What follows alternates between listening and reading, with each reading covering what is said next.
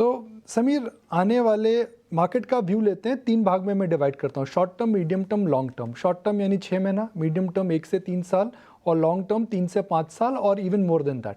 आपका short term, medium term, long term market view क्या है? जी हमारे अगर आपने म्यूचुअल फंड का वो देखा हो टैग लाइन, वो है हर टर्म के लिए। वो मैंने इसलिए बनाया था ताकि लोग ये ना कहें कि ओ ये तो ना लॉन्ग टर्म के लिए है, तो इसलिए आप हमसे 10 साल से पहले मत पूछना, क्योंकि जब 8 साल हो जाएंगे हम कहेंगे नहीं नहीं हमारा व्यू तो 10 साल का था, आप अभी क्यों पूछने आ गए। तो हमने अपने आप को ही प्रेशर डालने के लिए अपने ऊपर कि हम हर टर्म के लिए हैं। बट वो तो हमारा रिलेटिव टू मार्केट की बात हो रही है। बट अगर मार्केट की बात करें, सो 5 ईयर के ऊपर तो आप कोई मार्केट ले लो, लोग कहेंगे जी bullish. Because normally mean unless बड़े ही कुछ इनक्रेडिबल बात हो जाए, in the long run equities have always done better than fixed income, and they have done better than most of the time gold.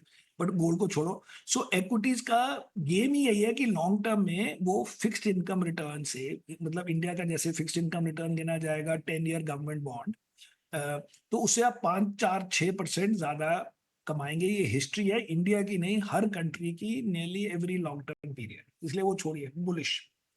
अब आ जाओ, असली स्टोरी है 6 महीने की। 6 महीने में आई वुड थिंक कि ठीक ठीक है, अब डिपेंड करता है क्या होता है, कांट से फॉर श्योर।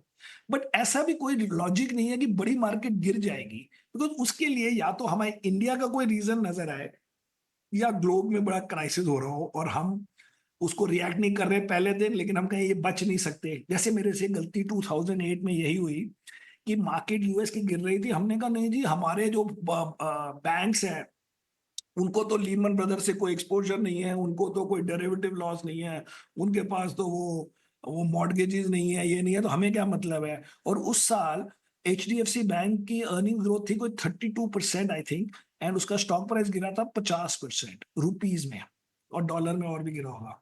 सो वो अब मैंने सीख लिया कि मैं वर्ल्ड से बहुत ज्यादा बियॉन्ड अ पॉइंट फाइट नहीं करूंगा। अगर कुछ क्राइसिस हो, सेइंग नहीं हम तो प्रोटेक्टेड हैं क्योंकि हमारे रिटेल इन्वेस्टर हैं, ये सब नहीं होता आजकल।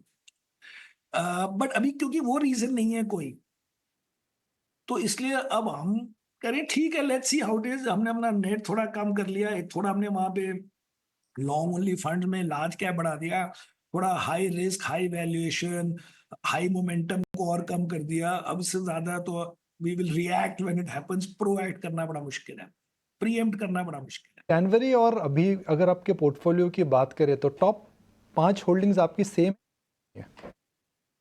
अब ये तो आप म्यूचुअल फंड वालों को उसमें देख लो, मेरा क्या मुझे याद नहीं एग्जैक्टली, बट मोटा माटी सेम ही होंगी। 2 3 बैंक हो गए, एक एक हमारा बढ़ बढ़ के बहुत ऊपर चला गया विच इज जोमेटो, जो शायद पता नहीं टॉप 5 में नहीं होगा उस वक्त, बट क्योंकि इट इज अप 100% और पता नहीं कितने परसेंट, जो बाकी नहीं हुआ ना हमारा पोर्टफोलियो 100%, तो उसकी रैंक शायद चेंज हो गई हो। But from our side it may be same, plus minus. में ऐसा क्या हो गया 1.5 2 साल बट पहले दैट डज इनको? Not mean the portfolio is same, top 4 5 might be same, similar, जी हाँ, यस। जी हाँ। तो पोर्टफोलियो में क्या बड़ा चेंज हुआ? टॉप 4 5 को अगर हटा दें तो तो? टॉप पोर्टफोलियो में ये चेंज हुआ है कि एज ए हमारे आईटी में खाली एक स्टॉक होता था हमारे पास, केपीआईटी, और 2 साल से एक आध स्टॉक ही था, मतलब जीरो भी था बीच में पर केपीआईटी था। और अब वो 3 4 होंगे, मतलब टोटल में भी तीन, पता नहीं कितना वेट था उस वक्त, 3% होगा, अब टोटल 7 8% होगा आईटी का। तो एक ये चेंज हो गया, एक 2 3 पीएसयूज कम हो गए रेलवेज वगैरह में, एंड उसके बदले इधर उधर चले गए। एंड ओवरऑल अब तो जैसे डोमेस्टिक फंड में तो कैश भी होगा आई थिंक 4 5% का, और मेरा नेट भी जो पहले 70% होता था वो अब अराउंड 62 63% है, जो कि मेरा normal long term average net रहा है। बीच में leading up to the election and everything मेरा नेट होता था अराउंड 70% नेट एक्सपोजर, मतलब लॉन्ग माइनस शॉर्ट। अब वो मेरा नॉट लॉन्ग माइनस शॉर्ट होगा अराउंड 62 63, जिससे मैंने 19 साल हो गए, उस एवरेज नेट ये रहा है 60s।